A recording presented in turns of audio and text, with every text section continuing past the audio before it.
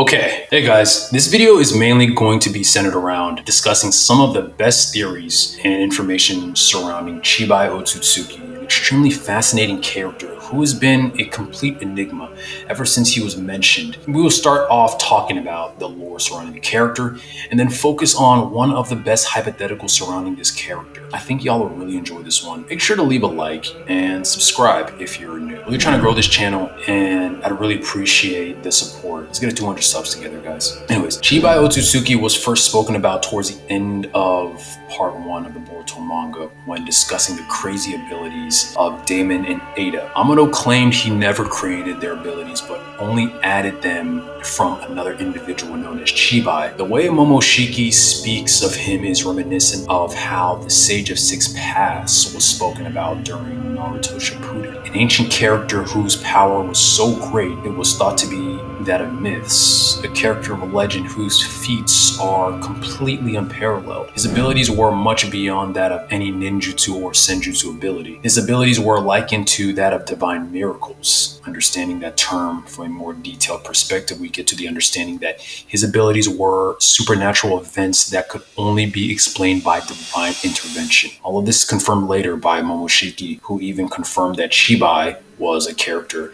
that had ascended to a higher dimension. The way he's spoken about, while brief, has this type of feeling that he's in uncharted territory, almost as if the current physical realm was not worth his time anymore. And because of that, he chose to move on to who knows where. The spiritual realm is something that has only been briefly spoken about throughout the Narutoverse. We see part of it when Kakashi speaks to Sakumo, when both have passed on. And we know it's certainly possible for spiritual beings to still affect the mortal realm, such as when the Sage of Six Paths was able to relaunch his chakra back to the mortal realm to help the current shinobi of that time. Maybe the introduction of Shibai is a way for the manga to fully showcase the spiritual realm of the Narutoverse and introduce many details of it and how the spiritual realm may affect the physical one. A key word I wanted to focus on next here from the manga was evolve. And no, not in the way Charmander evolves, but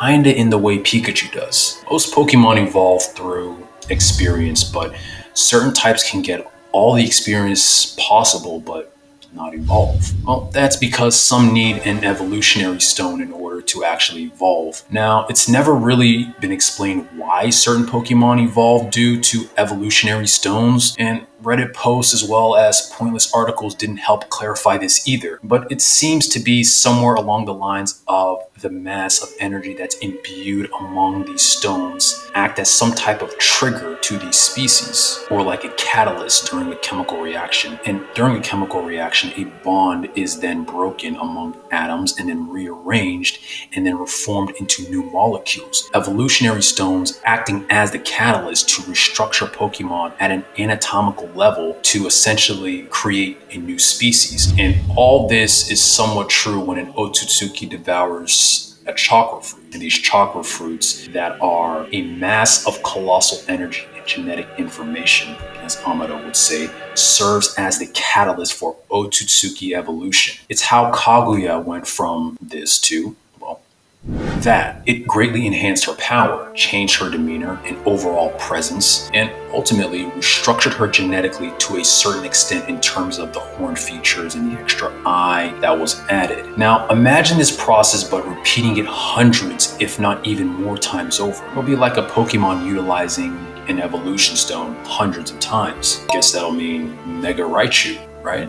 Anyways, Amado then goes on to explain that due to the multitudes of karmic resurrection and then subsequent evolution after eating many chakra fruits over a millennium is what ultimately led to Shibai being a deity. Karmic resurrection obviously being that of the karma seals that were placed on new vessels. That way the essence of an Otsutsuki can continue to live on. Essentially, it's the process of creating new vessels for karmic resurrection and then obtaining new chakra fruits over many years is what ultimately led him to a state that was beyond the requirement of needing to do any of that. It's probably why he chose to disregard his physical form, as it was no longer needed. It's unknown whether Shibai was the first OTSUTSUKI to achieve this, or if he's one of a few who have done this. Nevertheless, it seems this goal is extremely important to all OTSUTSUKI. Taking a second away to review what we just talked about here, it's just extremely fascinating hearing about these processes of evolution for OTSUTSUKI. Like, how did the clan even develop such a unique and strange process of enhancing oneself? Why is it seemingly only certain OTSUTSUKI can achieve this goal,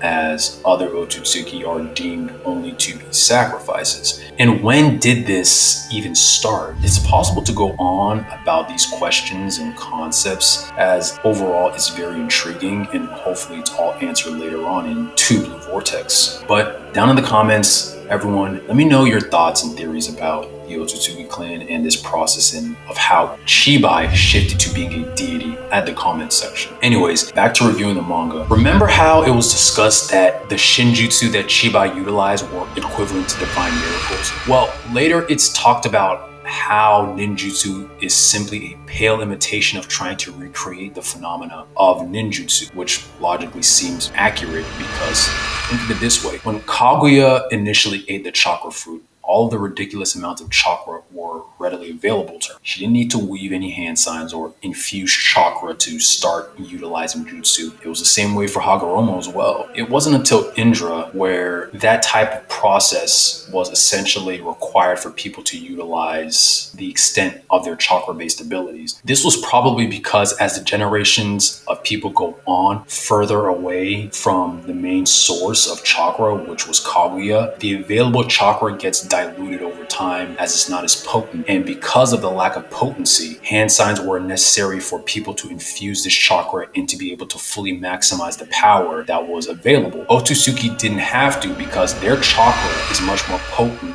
which made hand sign application meaningless. Shibai could generate such divine miracles by a mere thought and willpower alone, which exceeded anything ninjutsu, genjutsu, taijutsu, or sagejutsu could ever complete. There's actually a correction that needs to be made about our final topic regarding Shibai, and that's his whereabouts. It's more so the theory that Shibai had discarded his body and moved on to a spiritual realm, but it's not known for a fact. It's actually not even known at all what exactly happened to it. It's even entertained that he may have been killed. Now, granted, it's somewhat confirmed later by Momoshiki that Shibai was certainly an OTSUTSUKI who is not at this dimension anymore, but it's stated in a rather vague way, obviously not wanting to reveal too much yet in regards to this character, but it ultimately makes one wonder just how much of the information provided about Shibai is ultimately true. Lastly, let's talk about some of the theories about Shibai that have been discussed. I'm only going to be talking about one specific one.